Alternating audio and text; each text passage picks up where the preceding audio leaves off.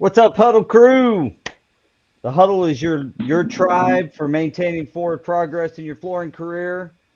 It's your weekly playbook to help advance your knowledge, advance your best business practices, and so if you like that kind of activity, if you're in flooring and you want to you know learn how to transform this industry, this is your place. That was my best attempt. That was a terrible opening, guys. Thank you so much for bearing with me on that. Hey, don't know if I you had don't about try. 25 seconds to prep for that. Just got off a plane from Phoenix and jumped into my office, and here we are. So, um, Made it. you guys know the standard here. Big Vato, that's better known as Oh yeah, Mr. I put his Yeah, name Jose as I Big know. Vato. I Gonzalez. forgot. That's what I just looked at the screen. I'm like, why this dude, man? We got Daniel Gonzalez, both with Preferred Flooring up in Grand Rapids, Michigan. We got Joni and Tom, both from the UK. Welcome, fellas. Happy to Hi have you guys. here with us here on the Hiya. huddle. Hi guys. Thanks for having Yeah, us. yeah. Yeah, Thank you for yeah, having us. for No, sure, thanks for for sure. being So here. today we're gonna, just rap about flooring. We're It's kind of a conversation I always think of a few guys sitting around a fire having a few drinks, and it always ends up, if you're in flooring, it always ends up there anyway. So we're just going to talk about it now. So we're going to talk about business approaches, different ways you guys handle things there in the UK, um, some installation techniques. I know there's some different approaches there, and then the different vernaculars, which I think will be kind of fun. So I'm going to kick this off with some introductions. I'm Paul Stewart. I'm the founder and CEO of Go Carrera. I'm also the president of Stewart and Associates Commercial Flooring, a commercial floor covering company in Wichita, Kansas. Jose Gonzalez, kick it off, brother. Tell us about you a little bit. My name's Jose Gonzalez. I am co-founder of Preferred Flooring out in Grand Rapids, Michigan. We are primarily a commercial installation outfit. Been full service in the commercial industry for about 5 years now, and we dabble in residential, but I wouldn't say that's our primary our go-to uh, silo to work down. But we do our best. It's more organic. I Awesome. am no longer an installer on the floor full time, so I am what do they refer to as a office bee. I'm going to let Paul be the first You're a one to cuss computer to kind of break jockey. that ice. There you go. Something like that. Hey, Johnny, won't you tell us a bit about yourself? I'm kind of going around as the screen here. No, well, my name is Joni Reeves. I'm co-founder and director of the Floor Design Studio in Northern England, North Yorkshire. I am still installing. I've been installing 24 years. I install anything and everything that goes on the back of my van, bar stone tiles. And we at the Floor Design Studio, and now I'd class as more as a contracting business. We supply and sell our own products. However, our primary focus is installation. Um, and my opinion on the UK market is that's where the market's shifting, and where the money's going to be is in installation. So that's where our focus is. Woo! I hope you're right. You hear that, boys? Yeah. The money's in installation. So if you're joining us today and watching this, I tend to believe the same thing here in the U.S. if we can get our act together. So, Daniel, I'm the other half of Preferred Flooring. He pretty much gave you the whole history of us, so I think I'm good there. all right. Tom, tell us a bit Maybe about you, not the man. whole history, not the whole history. So yeah, Tom Cockerill, Darlington, England. So we own a training and mentoring business, Cockerill and Co. With my wife Sarah Cockerill. So we train anyone thing from small contractors to multi-seven-figure retailers. We also now train manufacturers on all things business related, nothing to do with the install side, all business side. Also co-founder of Truth Digital, which is a digital marketing agency for the flooring industry in the UK. And I also still do own a micro contractor that only installs hardwood. that's the short version. All right. Well, there's a lot to dive in there. Um, so let's start with a little bit of the training. What kind of training, business training, do you guys specialize in? So our flagship course is called Flooring Freedom, and we go through every element of running a flooring, at the moment, retail business or contracting business. We still not too much into commercial, so we cover everything from cash flow, recruitment, um, mindset, performance, um, marketing, sales, all of those elements. We cover in an intensive 2-day course, and that's sort of really our way to start working with us. And if we want to work with you, obviously it's a two-way thing. And then from there, we have a mentoring program that contractors and retailers would enter into a 12-month program. So that's. But we want to be sure that we want to work with the individual and the individual wants to work with us. So the best way is spending 2 days intense at our training centre. So we've got a purpose-built training facility. As I said, there is no hammers, no knives, anything like that. It is tables and chairs and big screens. So it's sometimes people get confused that we're going to teach people how to lay things, and we're certainly not going to do that. So it's Well, the yeah. business side is we talk about it a lot, and Daniel, it looks like he's got something to say about this, but we talk about, a lot of the technical guys here in the US, they know what they're doing from a technical perspective, and they really need that guidance in the business side. So Yeah, I kudos for think that's that. what I was gonna say. Like over here, that's one of the things that's lacking is the business side of things. We just all focus on the installation and then the training on the install side. It's like, nah, man. Like, if you want to be a successful business owner, that's what you got to do. You gotta. You said something about training the mindset. That's awesome. It's a mindset shift to be able to run a business like that and not just get money, spend money. Yeah. So how do you approach that mindset? And Johnny, I'd love to get your. It sounds like you have some success. Right before the podcast, we were talking about some of your talents. But I'd like to get both of your take on that. Like, what is the mindset? Your ideal client, let's say, and then Johnny, what do you think is the keys to success for a successful flooring installer? Maybe they sell some materials, maybe they don't. But what do you guys, what is the tip of your ideal client there, Tom? And then Johnny, if you can just piggyback off Tom's comments on what you see. So from the training side, I wouldn't say it's gonna sound awful, but let's stick with a carpet installer with a mindset they can only achieve X amount. So if that's £5 a square meter or square yard or whatever the figure that they've got a mindset. I think the ideal client for us is someone that is prepared to change that mindset and realizes they can get what they feel they're worth, and changing that mindset from writing the quotation out, going into the client's house, selling in this shop environment.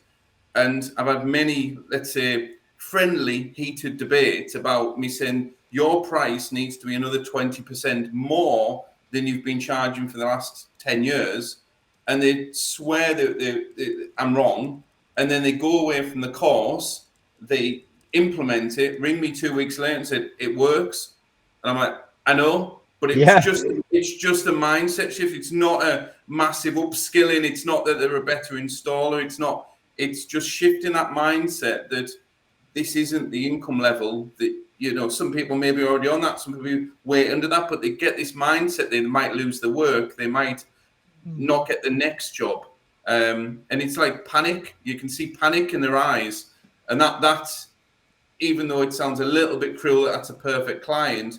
But our biggest success is when that mindset shifts to this is achievable. You can achieve more revenue and more net profit for your family and your team. That's why it's ideal that people are prepared to learn. Is probably the ideal client, someone that's prepared to look at different perspectives and not be tunnel vision. I think mainly the reason why I built a flooring business well into the seven figures with a mindset of I was right, and for 10 years I wasn't. And it probably got to sort of year 13, 14, thinking I've reached as much as I can give, but this isn't good enough. We're still not doing X, we're still not Y. Then I started listening. So I'm coming from an era of I was probably my worst type of client myself. And then I've got a personal journey to absorb from other people's experiences and listen more, not tell. So that's where I've got the perspective of our ideal client. It's probably what I used to be. I Nice. think as That's well, awesome. Tom, with regarding your business, I think one of the key elements that you bring to the table is you highlight that the business side of the flooring industry is a separate skill to the installation. Now, one thing that I've found throughout the peers is they think because they can lay floors exceptionally well, and they can run jobs. That means that when they go on their own, they'll have a successful business.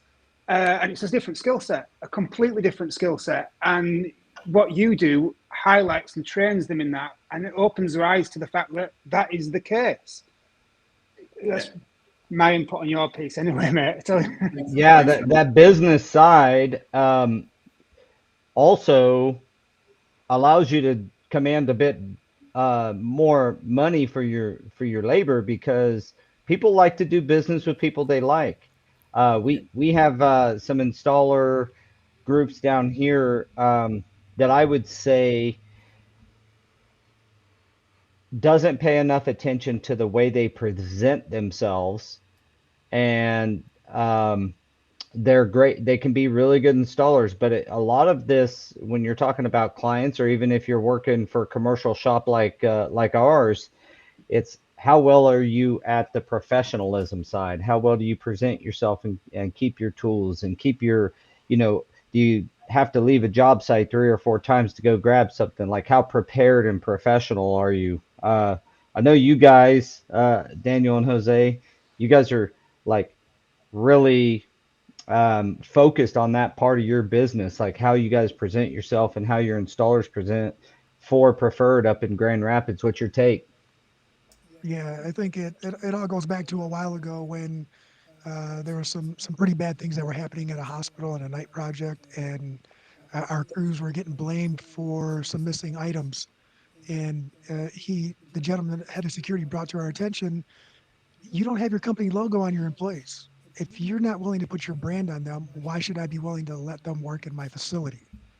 And that right there like made me realize, and that it connected all the dots for me from when I started till that point where he's right. We're not uniformed. We don't look professional. We look like, a throw together gang coming to do some floors, right? Like from all walks of the world. And then we came together, and that's exactly what it looked like. But once, I think it only took a matter of a few days for me to get at least all matching shirts for everyone, and then jackets as well. And if I told you that there wasn't a difference between the way that we were approached by clients or potential clients based off of how uniform or if we were uniformed or not, I would be lying to you guys. Like the level, So it made the it level it of it, it made a difference in your business when you started like doubling down on the professional image, as well as yes, probably what about like attitude and the way your guys treat clients and things of that nature? yeah, I Because think I that think was this is a probably big thing that I know we struggle with in my area. Like our installers, if they're the face of your company out there, whether they're a sub yeah. or your employee installer, and so Well, that was another thing too, is it gave us representation, right? And it's all perception. So if someone was perceiving you more as a professional because of how you carried yourself or how you dressed, or how you could articulate yourself, then that was their goal. That was the next step because we already had a reputation for doing work well, but we probably didn't look like our reputations had made for us, right? So I think we were trying to catch up to our skill set for the installation portion, and then once we did, then we just kind of kept growing from there. But it is also very important, like you just said, to understand the communication aspect of the business, and we had to I had to learn a lot growing up because I was very rough around the edges when I was younger, but also I had to start recognizing who had the ability to communicate with our clients versus who should not go talk to them. Yeah, make sure you got the right person in the right seat, so to speak. Yeah, Yeah. 100%. So, um, Daniel, you got anything to add there? I was going to move on after that to like business approaches for how you guys operate overseas there. Now And let's you're talk like, well, about you're what the they do overseas. over there. I'm curious to learn what we can implement over here.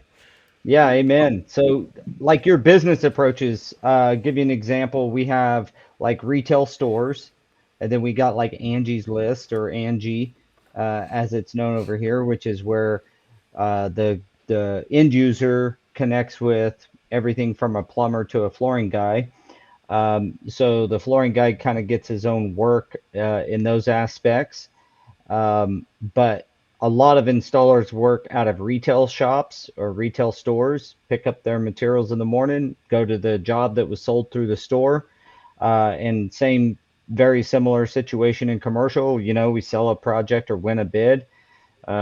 Most of the time in commercial, you're delivered the product is already on the job site, but outside that, it's pretty similar. And then you're dealing with GC in the commercial world or a homeowner in the residential. So just that as a framework, how do you guys how does the installation world over in your guys' neck of the woods generate business and generate and market themselves and those kind of things? What kind of nuggets can you give us for the audience? Usually, for you'll tend to find that subcontractors will work for retailers. They'll get the work via that way. Commercially, they tend to be for in retail and domestic environments tend to be teams of one or two, usually ones working on themselves and they'll subcontract it into the retail market. The commercial ones tend to be in teams of two or three, and then they'll do the same. They'll subcontract to the commercial market.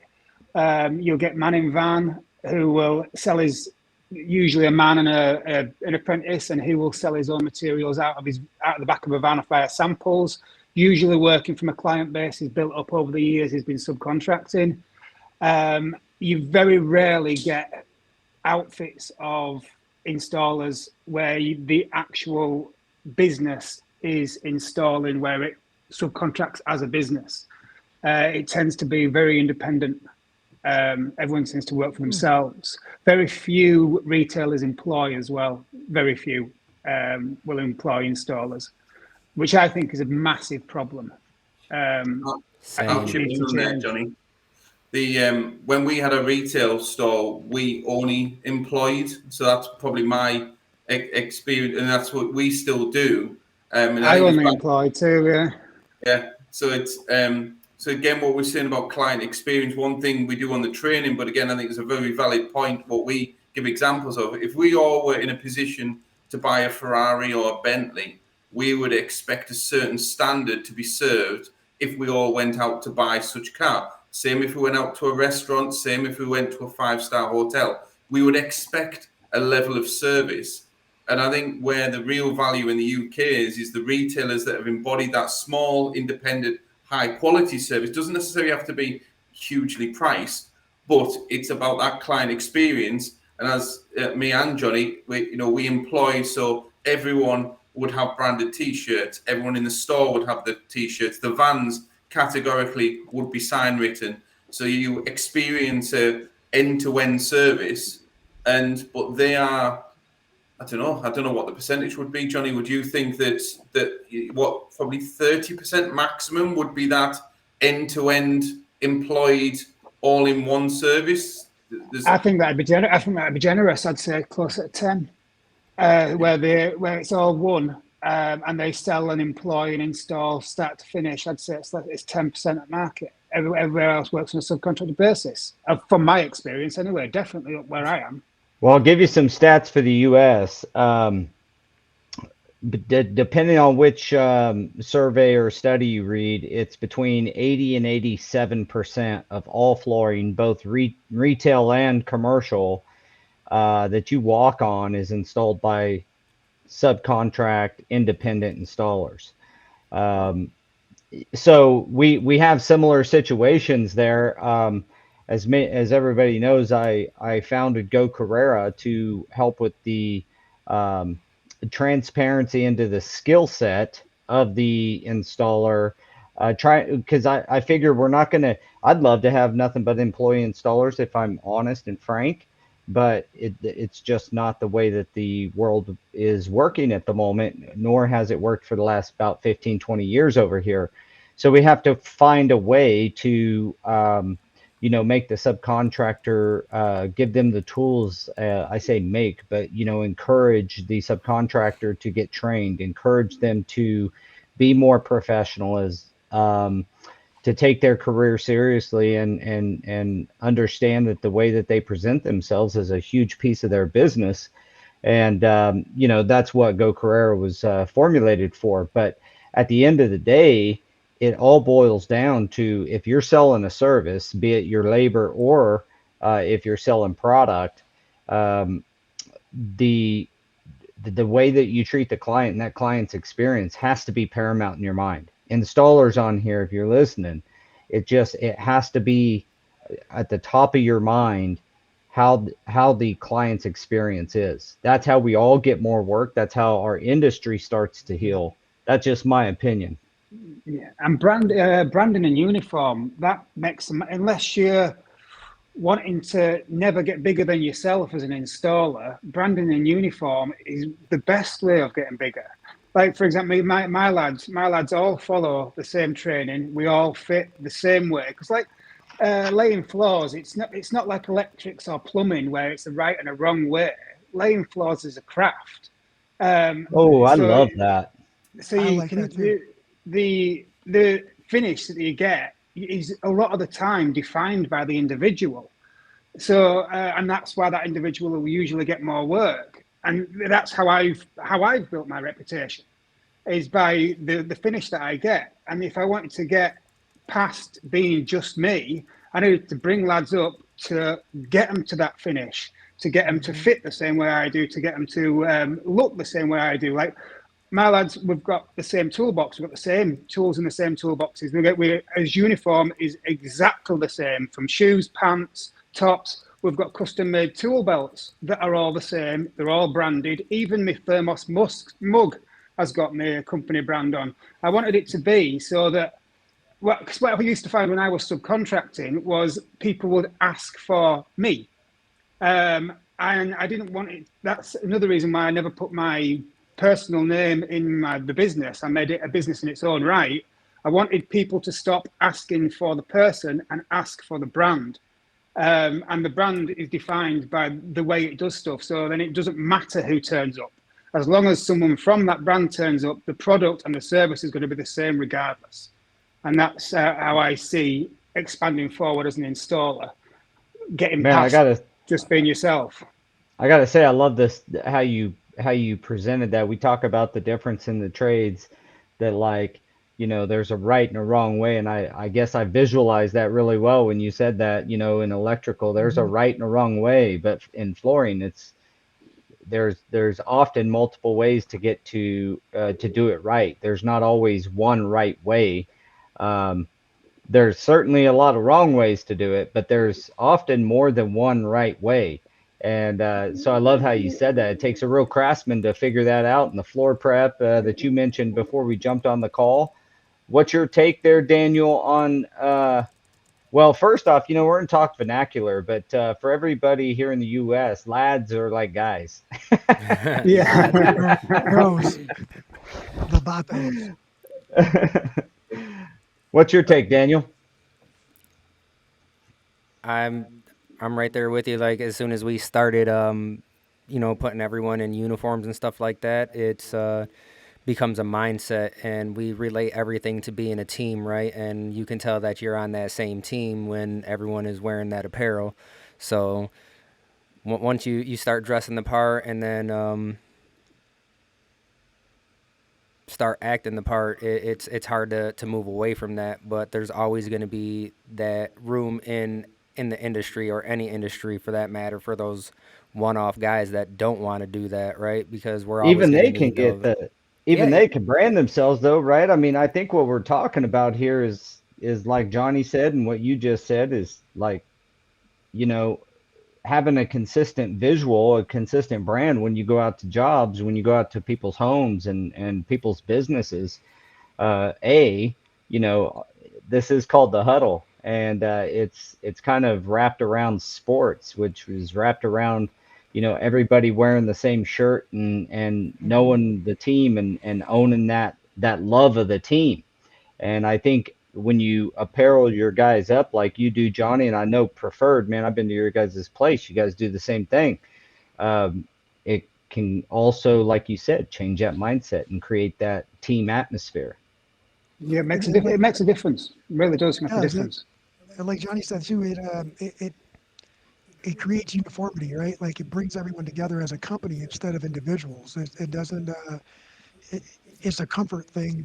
The clients or potential clients are looking at it as a comfort. We're hiring preferred flooring. We're not hiring ex installer who wears preferred flooring stuff. It's we're hiring this company, and there is a comfort level there that I would like to say that we've earned from being consistent on apparel to having the guys show up on every project uniform, residential or commercial. So An interesting concept. I've spoken to a few, let's say, bigger contractors that are running around, really busy business owners that doing seven figures, and but they are the main person that's doing a lot of the work. Maybe not the installs, but they're doing the 60, the 80, 100 hours a month. And then I'm like, so what's the 3, 5, 10 year plan? And they're like, well, this can't carry on at this rate. And then when we point out, once you become the least valuable piece of your business, that's when you've got a business that's worth a lot of money. So, if you can Mm-hmm.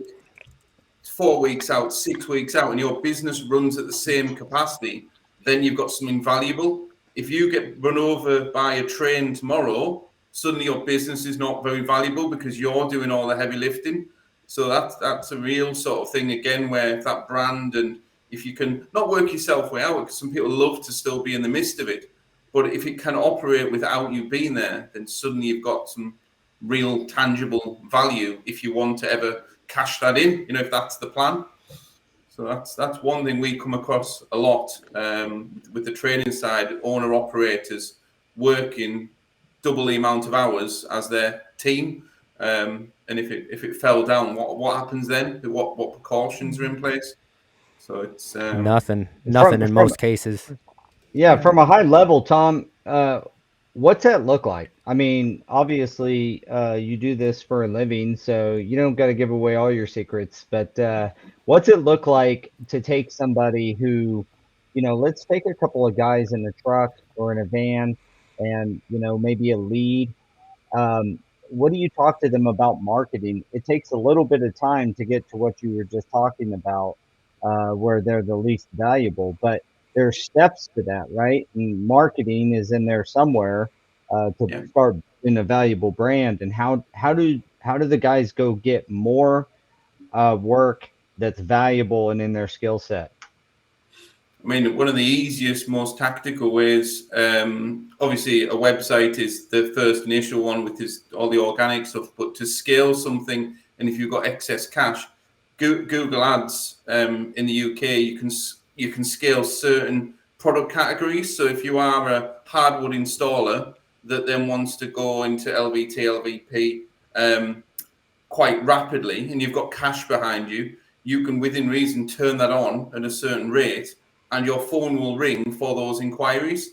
So there's loads of different other, so looking at other larger contracts and increasing your network, um, contacting existing contacts via email, but to scale quick, as in days, not years.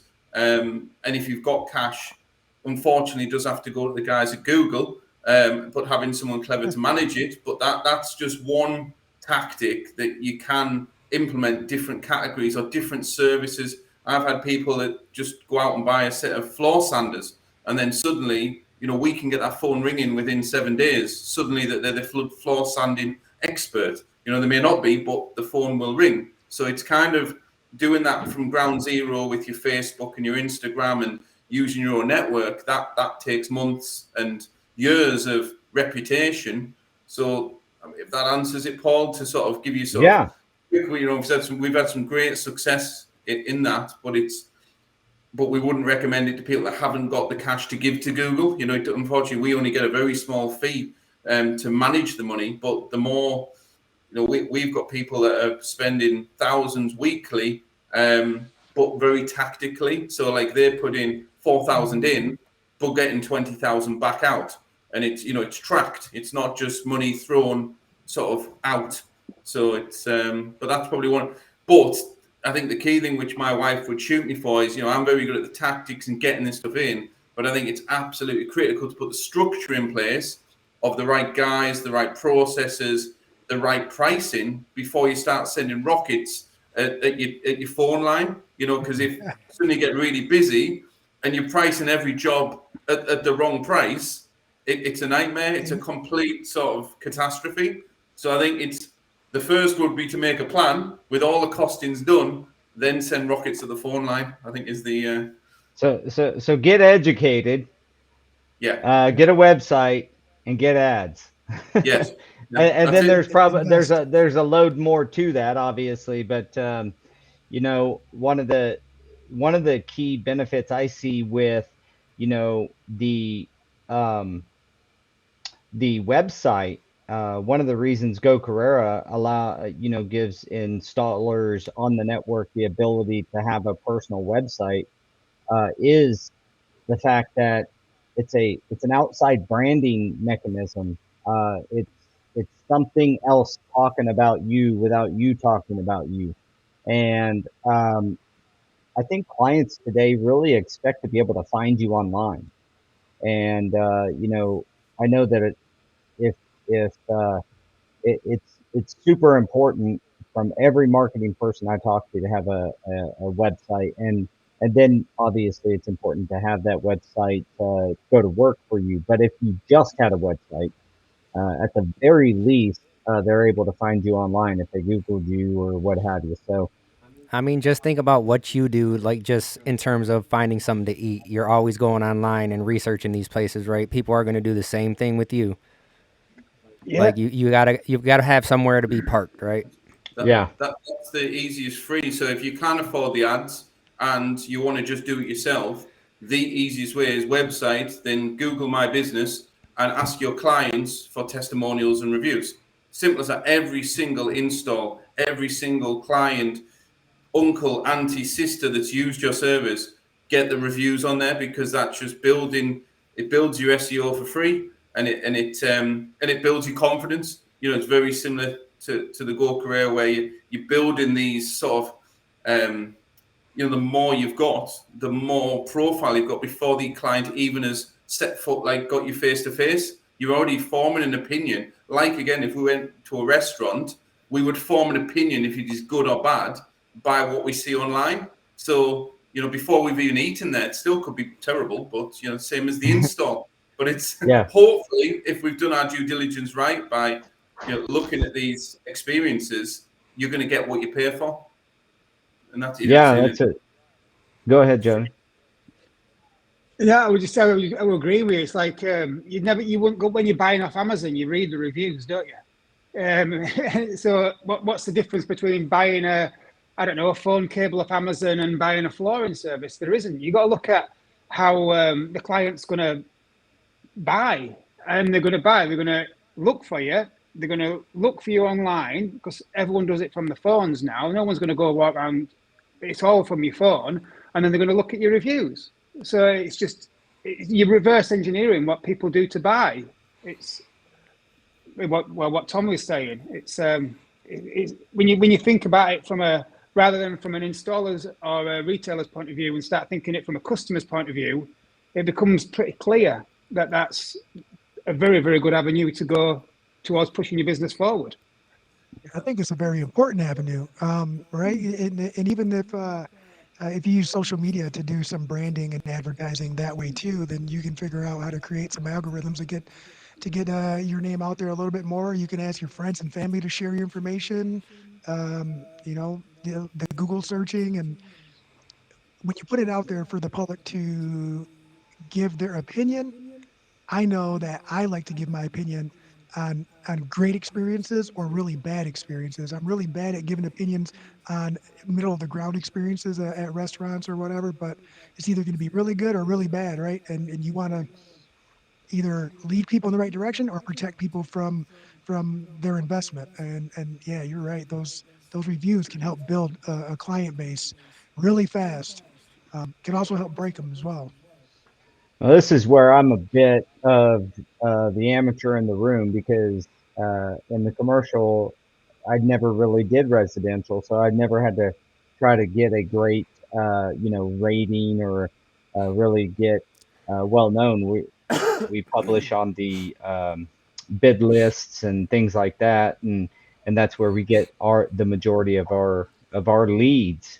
So I'll let the experts answer this, but what's we've identified that there's some easy ways to do this stuff, but the I think one of the to just step back before that, one of the critical things is also setting your business up correctly. Tom, you kind of mentioned that early on, um, but does most of the installation crews in your areas, do they work as sole proprietors, or do they actually open some type of a corporate structure to run their company, their business under?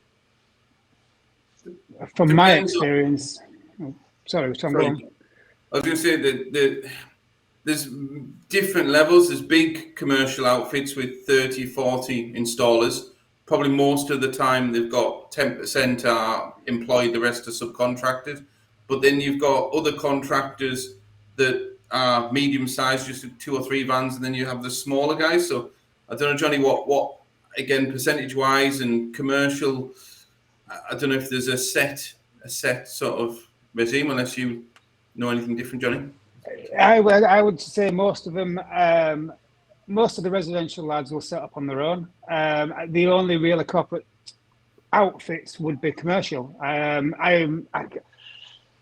can't really think of one off the top of my head that's a residential outfit that provides labour only and it is set up as a company. It all seems to be independent subcontractors. Well, they may be independent. I guess what I'm asking is, do they run? So in the US, you got corporate structure of some sort. So you can run as a sole proprietor where I don't really have a company between me. It's just Paul Stewart Installation. And I can still have employees even under that structure. But all the liability in taxes and things Yeah. work a little bit different, and it's on me.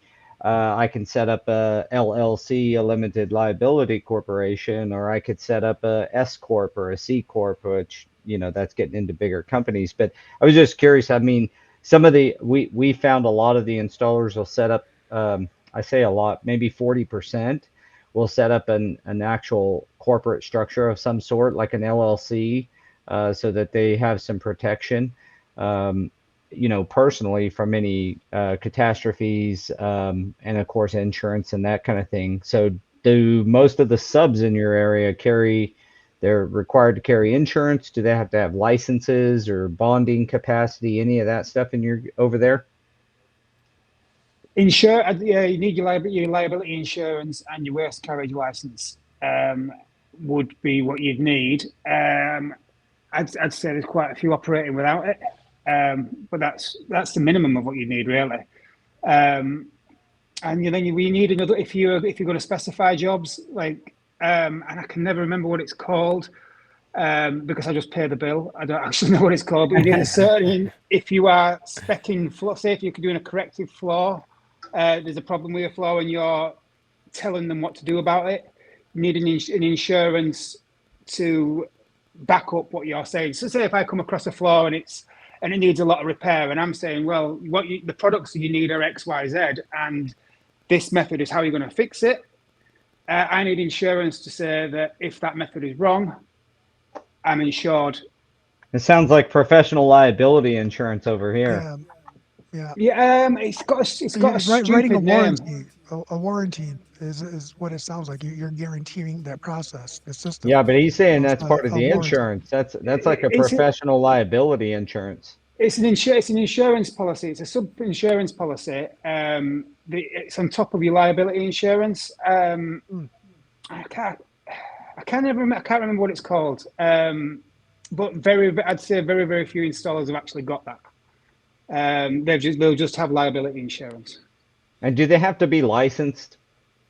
No, Like, No, nope. no. You can be a flooring installer tomorrow if you wish, with no license whatsoever. Again, The as more I Joni talk said, to you guys, the more I figure out you're just the same as we are. Yeah. and to do with the corporate structure, you can become a limited company, which then means you can be a one-man limited company, or you can be a and then that limits your liability. So if you're not that, and you get into, they'll put, if you've got a mortgage or assets yourself, that they can charge against your house and things. If you're a limited company, it takes your like family home or anything like that, unless you sign another disclaimer, away from that liability. So if a job went massively wrong, they would sue the company, and then and if the company didn't have any money, well, no one gets paid. But if that wasn't in place, they would sue, and then they can take you home. So most people that sort of scale, I don't know what the percentage is at all, but I would hope most people have a limited company in the UK if they're going to start trading maybe over £200,000 a year. Because again, there's bigger jobs, bigger risks, and it just Yeah. does protect you a little bit. There's more tax, some tax benefits and some downfalls to it. You can take your salary different and things like that. You have to do proper accounting. So when you're not limited company, you can get away with not doing much worth of accounting. You still need to do it, but it's not assessed. If you're a limited company, you must have it done by a chartered accountant or a qualified accountant, and then submit it to the government at the right time, or you get fines. So you do have more hoops to jump through, but it is better to form that structure, and that can be as big or as small as you want. There is other bigger It sounds versions of like a that. good structure. Sounds like a Yeah. really good structure. If you're going to classify yourself as a limited company, which would be the equivalent to our limited liability company or corporation, it sounds very similar, but except they're mandating that they go through all the other correct channels to make sure that it's a legitimate company through and through. And I like that there's Yeah, requirements they in don't do that addition. that in depth um, looking into it over here, honestly. The other thing you can do is you can go onto Companies House UK and search any limited company. So I could see what Mr. Paul Stewart made net profit last year, because you've got to submit them by law, of what profit you made, or what profit you didn't make, your assets and your balance sheet and things like that. So you've got to submit this information, which makes it transparent of who you're dealing with. Obviously, people might fabricate things slightly, but the information is there from the time of the company was open, so you can look at every single year's accountancy, which commercially, protects you, and also if your clients do it, they can see if you're if you've got court cases, if you've got legals against you, you can normally see things like that. You can see if they've had companies that haven't succeeded or anything like that. So it gives you that sort of overview if you need it. It doesn't go into massive depth, but it gives you enough to get a basic understanding of who you're dealing with, which I think is valuable. It's not intrusive in any way. Yeah, ours is basically check, and it says whether or not they're in good standing with the state that they're formed in, and that's about it. And that's just like a $25 fee per year. Yeah. They just want their money. Yeah, so I I, got I, a I think there's a lot of value to that. Go ahead, Jose. I was going to keep the train rolling on and start oh talking about. We've talked a lot about business approaches. I'll let you finish up on that one, and then get on to one of my favorites, which is some installation techniques. nope, we're gonna roll right into that because that's where my brain went already. So All right. So, you guys tend to do a lot of actual hardwood. What's your market structure like between, say, carpet, hardwood, and tile? or vinyl? Mine's LVP is mine, probably a big one too, I would imagine. But mine's 100% hardwood and always has been. So I'm just hardwood, 99% stuck down, or nailed down, fixed down in some method, and that's it. That's Johnny will be able to elaborate much more on much more installations. So I've not been on the tools 10, 12 years. But as I said, I've still got the same opinions I had then of fixed down hardwood. So carpet, LVT, anything like that, never well, fitted in. what are most of the what are the most of your facilities? Let's start with residential. We got uh, about 15 minutes here to do this, so I want to kind of get an idea. What is most of the clients in a residential home? Is it mostly LVP? Is it mostly Yeah. hardwood? Is it mostly carpet? In the home, if generally speaking, now you'd have a ground floor in LVT, LVP, staircase, bedrooms upstairs in carpet. As an industry, I would say the vast majority of sales is in LVT or LVP, stuck down as well, not the click together stuff that you Americans seem to like, which is rubbish, quite Ah, I frankly. love it. You are right. It is rubbish. But yeah, I'd 100%. say I'm not going to disagree. it's pushing. So just a quick vernacular thing, guys. Rubbish is crap. Yeah, yeah, it's Trash. crap. Trash. It's It's trash. There we go. so limited and so fragile and just so bad in compared to the alternative that within the industry it's kind of seen as a DIY product, and it's not professional installers turn their nose up at it. It generally, as a rule, it's not got a very good reputation amongst installers, hasn't the click system. But anyway, yeah, I'd say maybe 60% of the market is LVT, 50-60% of the market. For me personally, I'd say it's 70% of LVT, 20 to 25% carpet, 5 to 10% hardwoods. And then The odd tile bit. like in the bathrooms or We do. I don't do tiles as much, but I don't really come across tiles that often, even in when I'm not installing. It's a smaller sector, and you tend to find as well tilers. As tiling is done as part of the bathroom fit out by plumbers. It's not doesn't tend to be done by flooring really? contractors. So It the tends to be, plumbers That's do the tile, hey? yeah. Wow, Or, interesting. or the tilers work closer with the plumbers than they do with the flooring side of the market. Unless it's a tile specific trade warehouse, then obviously the tiler's going to go there. But I don't come across tilers very often at Does all. what's your substrates like? Is it mostly wood, mostly on slab or On slab, on ground floor is the vast majority. Upstairs is timber. But anhydrite and gypsum's becoming very, very popular in new builds. Very, very popular because it's cheaper, quicker to dry, it's greener and install. It works well with underfloor heating, but it can prove a nightmare for installers. what do you guys Yeah. how do you approach floor prep on your slabs? Like is there I was talking to well, I think we were all actually in a talk with Thomas at Tice. Was that at Tice, guys, when Thomas was talking about in Germany No, that was at CFI CFI. convention. CFI. Okay, yeah. So he said, man, when he got over here to the U.S. and we're patching floors and all the concrete guys are trying to finish concrete to a floor flatness of 3/16 and 10 feet and still keep it porous and all this stuff.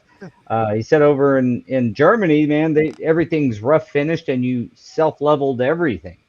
Is Yeah, that the way it is with in your experience over there, or is it yeah. do the concrete guys Uh, try to finish it? yeah, we're generally rougher finished, not that rough, but rougher finished. The sediment is usually left on, so you've got to mechanically take that off, and then you prime and put a smoothing compound down.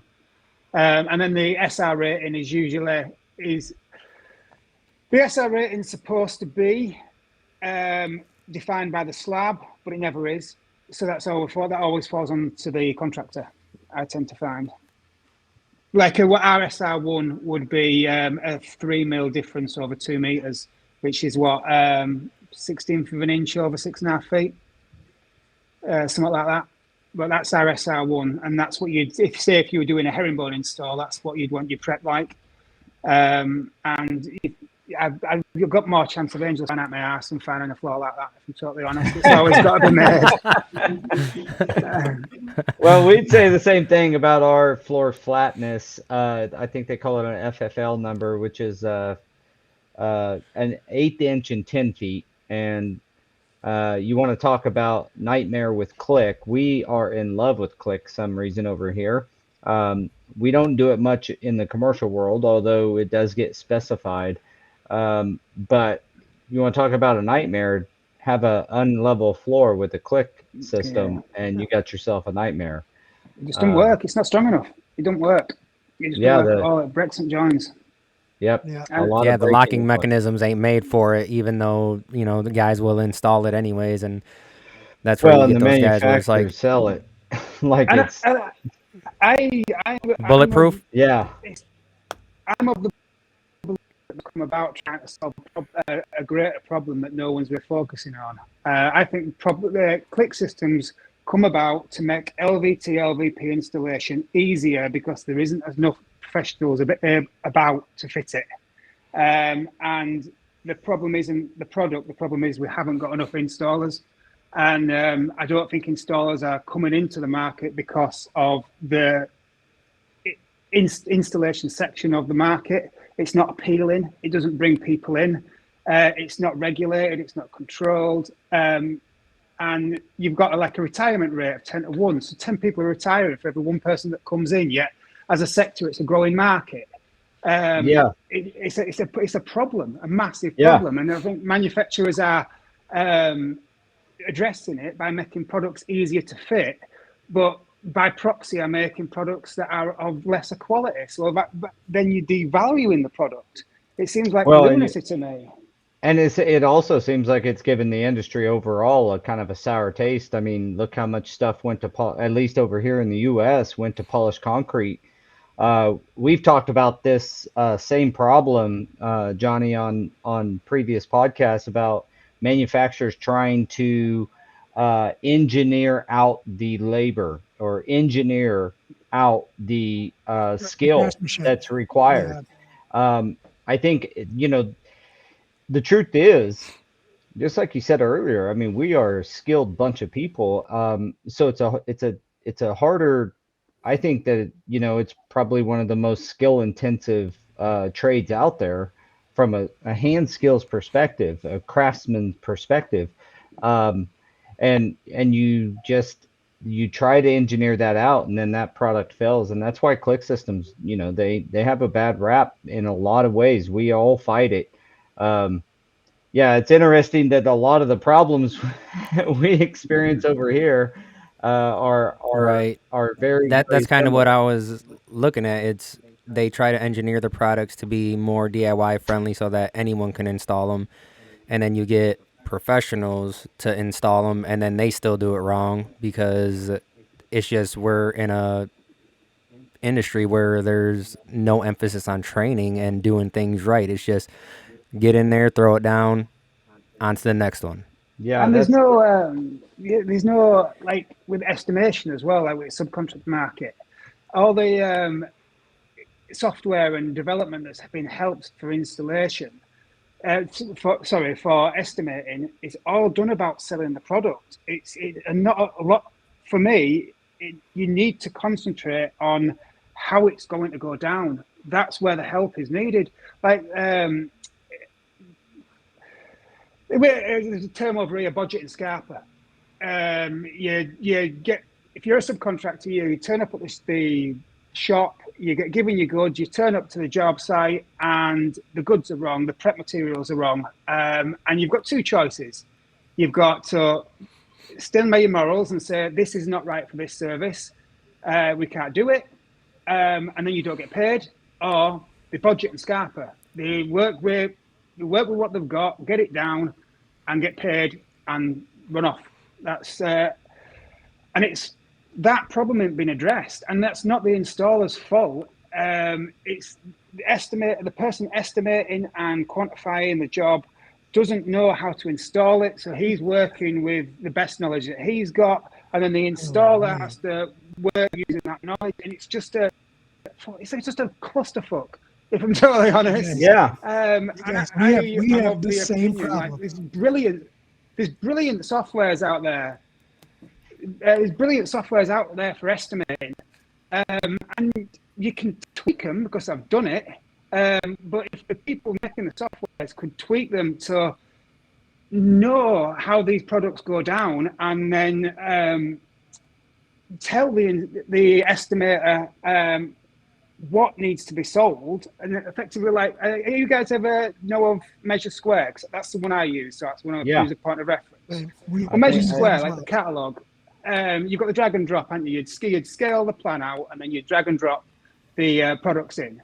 The tag-ons and the ads that you can do with that, they can be manipulated to work for installation, so that you could categorize it so that only products that work on that type of installation can be sold. And then at least you know that the estimator who is estimating it can only sell products suitable for that installation. And it's a very simple way around doing it, but there's no software providing that service. It's got to effectively be, I think, all the new solutions and the new help and the ways that software developers basically are dragging the industry into the current state of affairs, because I don't know what it's like over there, but I'd say that the flooring industry is 10, 20 years behind technology, and it needs dragging forward into modern times. All the solutions being brought forward to do that are being aimed at selling flooring. They're not being aimed at fitting it. But flooring, until Go Carrera, no value it's walked on. Until Go Carrera, like your hammer rating is beauty.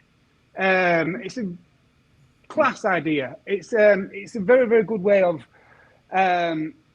like over here we'd have an MVQ, but the problem you've got with the MVQ is it's so limited. I think it stops at 3.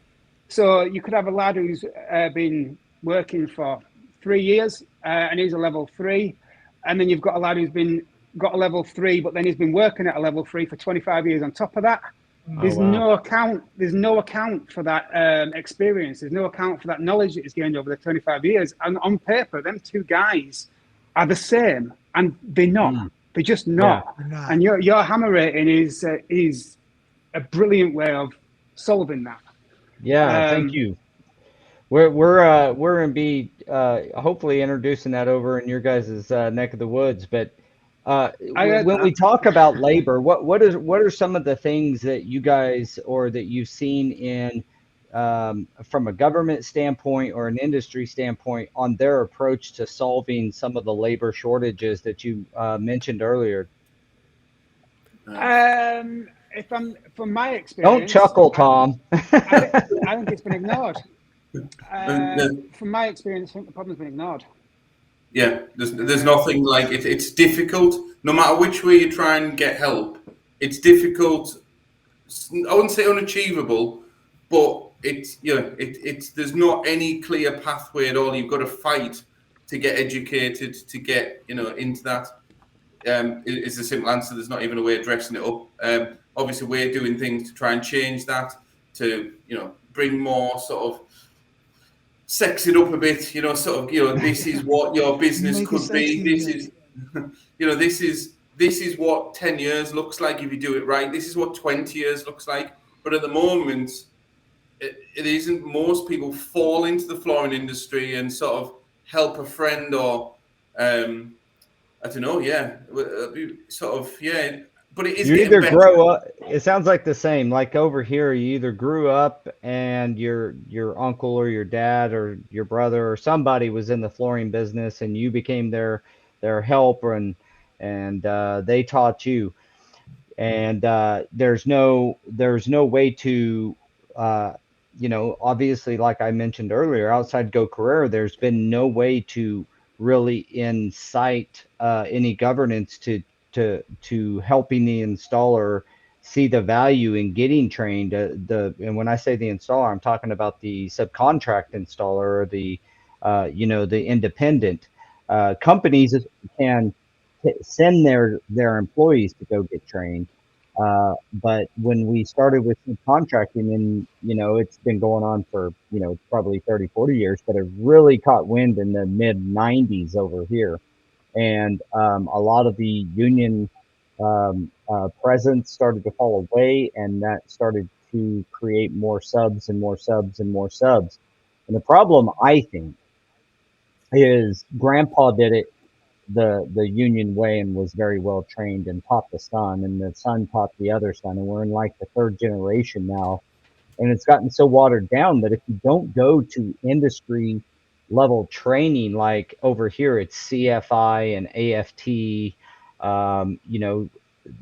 got NAFCT. If you don't go to one of these acronyms and start getting your industry training, you're like a DIYer with a at best a sticker on your van saying you install floors. I mean, we have to get a resurgence in training and then bring that value forefront. And that was the idea of the hammer rating, was like higher hammer rating, higher pay. Like you're better trained, you have more experience. It's all represented in that one rating, and Yeah. and you can command a better fee for that. It's a brilliantly simple system as well, because it shows a commitment to improving yourself. If you go higher up the hammer rating, you've done it by a training, and by going. And I know a lot of them are just accredited courses and certificates of attendance, but it's like we were saying before. It's the mindset, the sort of person that is taking hours out of the day, taking money out of the pocket and paying towards going for these courses. That person is trying to improve themselves, to try to get their skills better, and they are worth more, because, as we said before, it's a craft. It's not a trade as such. It's a craft, and it's about the person improving like that, and being able to show the end buyer, the end user, that you are of that mindset. That's the way forward. It's a brilliant way of installing confidence in them, and a way of getting that person more money than they are. Like the hammer Yeah, you rating ought is to be able brilliant to as set well. yourself apart pretty easily. If Yeah, you're the mindset like all of us on this call, like you, Johnny, and Daniel and Jose, I know are heavily certified, and been through all kinds of trainings. You really get to set yourself apart in a way that the buyer can understand. That's one of the problems we have over here. I'm not sure about over there, but over here, if somebody says I'm certified in XYZ or I'm certified through XYZ, the buyer doesn't necessarily, and I would change that. The buyer hardly ever knows that what that means, or that matters at all. But we can all understand 0 to 5. yeah. Yeah, that is Yeah. simplest terms. And So the inclusiveness of it as well. It doesn't really matter who provided the training courses, as long as you've been on one. That's good as well. Like over here, you've got NICF, you've got floor skills, you've got CP assessments, all providing similar courses. But then it's almost an internal battle as to which one's best. And I'm like, none of them are best. It's all brilliantly useful information and techniques. There needs to be a unified hammer rating, the best way of putting it, that says, right, it doesn't really matter which LVT course you've gone on, as long as it's level 2, it's worth 2 hammers. It doesn't. The provider is kind of irrelevant, and then that needs to be pushed to the buyer, so that then the buyer is looking for a hammer rater, and then then you can, if you're down south, you could go to a provider down south. If you're up north, you could go to a trainer up north, and then it's spread out evenly, and it'd improve the industry so much, and having a clear pathway as well. I'm 42. 50. Over here, I've got work till I'm 75, and laying floors till I'm 75 it's just not going to happen. It isn't going to happen. But it's all I know. It's all I've ever done. There needs to be a defined pathway to get out. And like generally, rule of thumb from when I started, it was always learn to be a fitter. When you get too old to be fitting, you set up a shop. Well, high street retail's dead. It's dead, and it's going to get worse and worse, in my opinion. Everything needs to go online. So over here, you just become a greeter at Walmart. Yeah. Yeah. Well, as an installer, if you like to stay in the trade, I'm of the opinion that it would be a lot easier rather than setting up a shop, would be to train lads and set up a team and set up a business that looked after installation only. And say you had a huge carpet or flooring retailer, and then you had a subcontract installation business, but that business provided the measuring service. It held the stock, so the showroom didn't necessarily have to have a warehouse. It could just have sampling, and then the installer provided that, all for a fee. And then the business would make its money from doing the measures, from storing the goods, and then it would train the lads up through and pay them from the actual fitting money, and then you could scale it out, and then that gives a pathway for the knowledge not to be lost for a start from the experienced older lads, and somewhere for them to work out to retirement. Because there's not a cat in hell's chance of me dragging massive lumps of carpet up staircases in 20 years. I'm struggling now. It's not going to happen in 20 years. But if I don't have if there isn't a different pathway. We have a couple comments here. Rollin says that you can just stay in it so you're in 140 like he is. I think he's 160 now, though. Right. But he's a better man than I am. Right. The other one was Kevin. He's wondering if you guys are seeing a lot of high end or low grade carpet over there, and if a lot of people are doing or installers are doing binding and serging.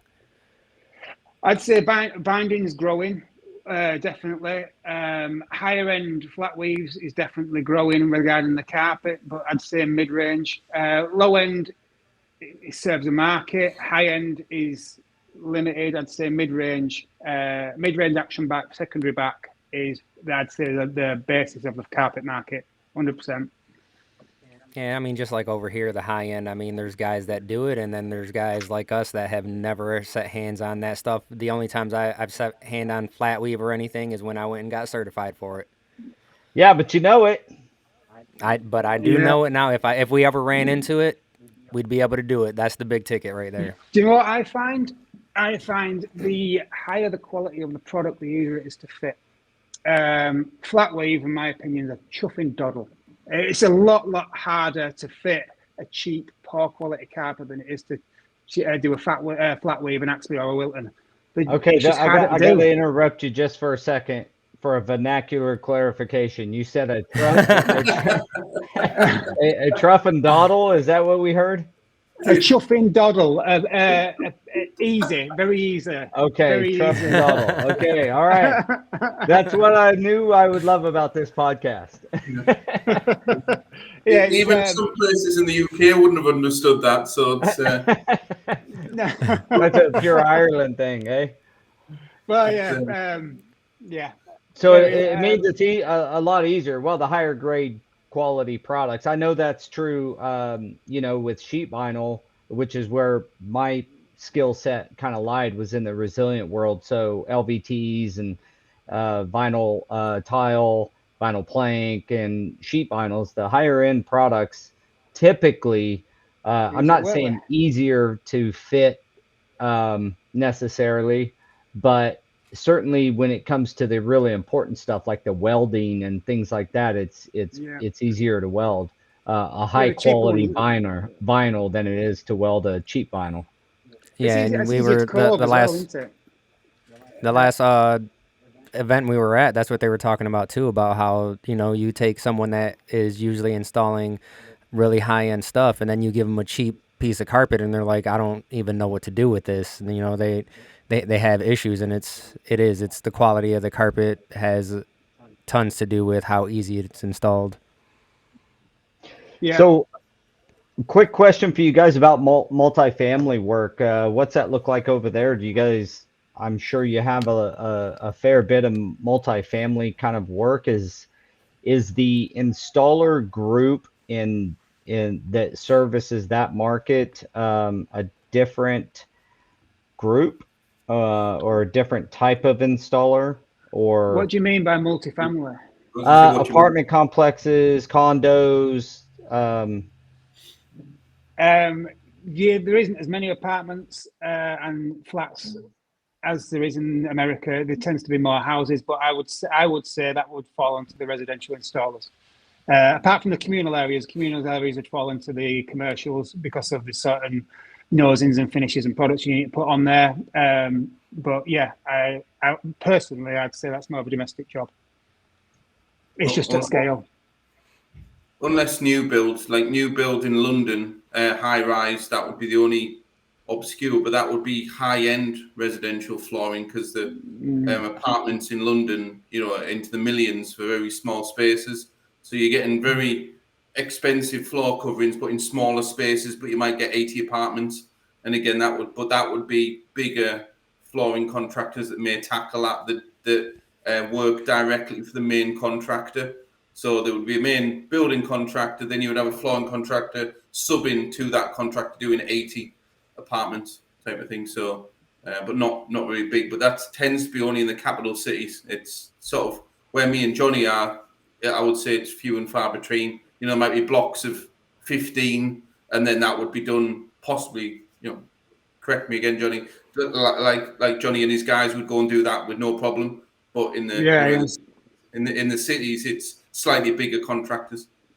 Does it go down in quality? And well, I'll just say, over here, a lot of the multi-family, as we call it, so multi-unit apartment complexes and such, is typically about the cheapest LVT on the market with the cheapest labor in the market. I've heard really, I won't even tell you the cost that I've heard some guys install that stuff for.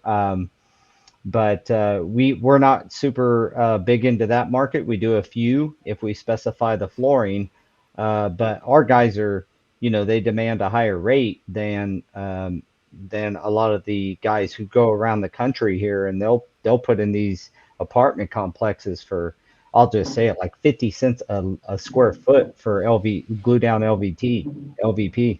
So that's about 450 a yard, then, isn't it? They live in a van down by the river. That's why they can do it. I don't know how they do it, man. We don't have those guys, but it's kind of wild. That brings me to a question too, and I know that we're running over a little bit, but is the market out there in the commercial world, is it more of a bid market or is it more of a negotiated market? Because if contractors are using specific installers for their projects, I imagine they're trusted, and since it isn't the majority of a store providing the work, how does that market shake out if there's already specifications, and do they just negotiate the work, or is it kind of a gimme, or do they have to bid against one another? From my experience in the commercial side of things, you've got the main contractor. The main contractor is the one that does all the bids, and he's got his favourite subcontractors. So like you have, we used to do hospitals, and we do all the hospitals in the North Strip from Manchester to Hull. And you'd only really have three main contractors who would bid for them jobs, and whichever one got them, it would define which flooring contractor got the job. It wouldn't necessarily, the flooring contractors themselves wouldn't bid for the main job.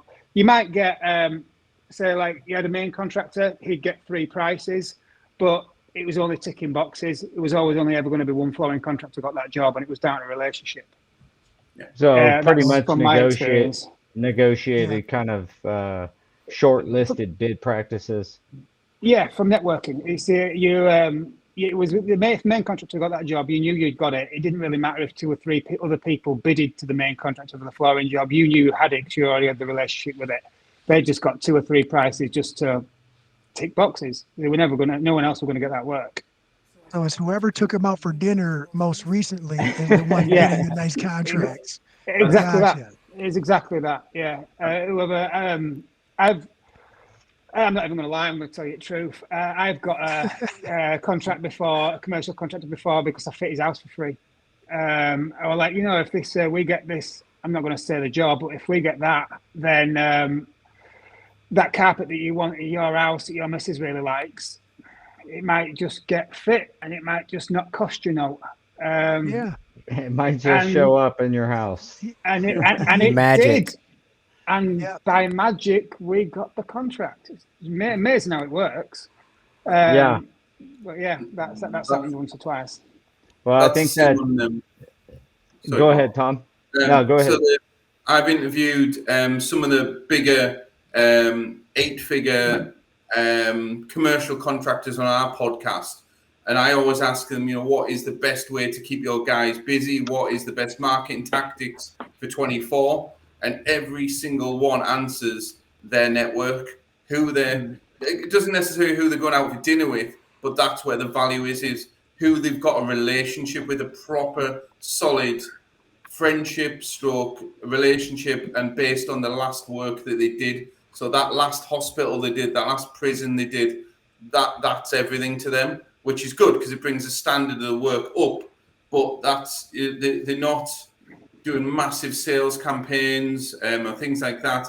Even they'll lose jobs sometimes, but still keep really solid relationships for the next job. And the companies have been around a long time, and that seems to be completely different to the residential store sort of work where you do one job maybe for the same client every 10 years. The commercial guys are working consistently for the same people and building those relationships in a nice way. Yes, there's probably some underhand, carpets being fitted and, a couple of maybe brown envelopes here and there, but predominantly it's based on trust and integrity. That's from every time I ask the same question of how have you got to this big, and that's the answer every time. Yeah, the other method's not sustainable. Like you still have to do good work, right? Oh Yeah. yeah, And have a relationship that will nobody wants to I don't think that any, around here anyway, that any contractor wants to have a tough go at a project or have a bad quality installation just to give their buddy the job. I mean, you still have to perform, is what we see over here. you But don't. yeah, so Yeah, we go ahead. you've always got to perform. It was more of a case of they knew your worth, but a lot of the time, the man making the decision, it was bound down on price, and it was a price war, and the people effectively in the war were always going to produce a good quality install. It was usually a price way to get the actual work, and it was just a way of making them favour looking at your company rather than another way. Sure. It does happen. It happens quite a lot. Okay, well, hey guys, Business tactic. we are about 20 minutes past the hour, and Oops. it has been. I feel like I could stay on here for another hour, but the problem is we're gonna start running out of bandwidth. But here we go. I have a final couple questions for you guys, and then we're gonna close this podcast out. From an installer standpoint, do you have any big labor shops? Is the first question. Kind of what you were describing, Joni, earlier. There are some guys very sporadically in the nation that will, take it. They got a warehouse and they train their crews. Those guys are typically pretty fabulous to deal with. But do you have any of that currently? And then secondly, do installers cross over from residential and commercial pretty equally, or is it always, I'm more of a commercial installer and I'm a residential installer? Yeah, you tend to see they tend to favour one or the other. You tend to find, and they tend to, in my experience, they tend to favour. You'll have people who favour carpets and just will do carpets. People who tend to favour just do wood and vinyls.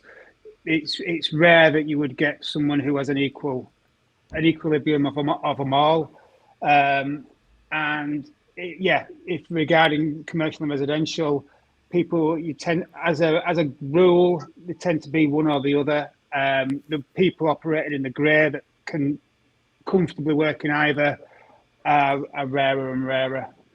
And regarding teams, like actual setups for installers, I don't know one, which is why I'm creating one myself. Kudos. That's how we operate. So, and it's only because there isn't another one. Tom, what's your input there? I mean, again, I've all of our 95% of ours was residential, mid to high end, all hardwood. That's always been, and then we've really cherry picked commercial jobs because the payment. So when you're doing residential, you get 50% up front, or you should really get 50% up front, and then you get paid when you complete the works. Commercial has an element of you may struggle to get some of the materials up front, and then they'll pay you 30 days from completion if the You're terms are correct. lucky. You know, so it's yeah, if you're lucky, and if you've submitted the invoice on the Tuesday before the Monday that you need to do it on the Thursday, you know, it's like Yeah. So Yeah, that's what we deal with over here. It's you got some billing date. We consider a really good payer for our company at 40 days. Wow. Yeah. In the commercial world. So, hey, everybody that's in the audience, we've got the UK Flooring Podcast QR code up. Give it a. I know some of you have already scanned it. Give it a scan. Give these guys a listen. Tom and your wife joins you on that typically. Is that correct, or Absolutely. is it? Yeah, I'm predominantly host, but Sarah's on there. Obviously, this podcast will go on to there. So yeah, it's a complete free for all, but predominantly it's me that's presenting. Awesome. So give them a follow and check out their podcast. We're gonna end this one. I want to thank Tom and Joni for coming on and giving us your perspective from the UK and from Ireland and kind From of across the pond. yeah from across the pond, giving us some. The more I think about it, and the more we talk, the more I see so many similarities to the problems, So many. and so it's just great to talk to you guys and get to know how you approach some things. There's definitely some nuggets in there. If you've been watching this live, man, some of the takeaways and nuggets in this podcast, you should go back and listen to this on YouTube, and then comment and while you're there, just give us a like and subscribe. And subscribe. But certainly you want to rewatch this. There's a lot of nuggets. One of the best things, I got to say it again, there some of the other trades have a right and wrong way. We got multiple right ways to do things sometimes in flooring. And so that's why it requires such high training and such a professional, in my opinion. So I hope we can, the people like us can band together more and more and help heal the industry across the planet at this point, but really in Yeah. the Western world, where you got, capitalism and kind of free markets where labor operates the way that we're talking on this podcast, that we can kind of heal our industry and hopefully attract some new talent in, get that talent placed. We've got some programs going on with Go Carrera that does that I'll share with you, Tom, when we talk a little bit deeper about it. But yeah, it's just been a pleasure. Thank you to Jose and Daniel. You guys are the huddle, and I appreciate you guys always coming on, and this has been awesome. So any closing arguments? No, but thank you so much for having us. It's been an absolute pleasure. Love it. Yeah, we've enjoyed it. Thank you. Awesome. Yeah, I just wish that our commercial market over here was more like your guys'. Over here we see, low bid rules the market, and then you talk to these contractors and they're like, we'll never work with them again. And then on the next bid, guess what? They're low bid, and then the same thing all over again. Yeah. Yeah. Truth. I appreciate you guys for coming on today. It was a blast. I appreciate you guys teaching me Thank you. timber for wood, rubbish for trash or cheap. And you guys didn't say it directly, but someone who only installs Click LVP is pretty much only a professional DIYer. I appreciate that line from you. Yeah. All right, guys. Well, if you're watching this, we're here every Tuesday, so come and see us. Give us a follow, like, subscribe, make some comments. If you like this content, the only way that we can get it out to the masses is by your engagement. So, help us out, and And we're gonna end the stream, guys, but you don't have to click off just yet. Yep. We, All we right. forget to preface that all the time. Yeah, you guys stay on, and we'll see the audience later. See ya. Thanks, everyone. Bye.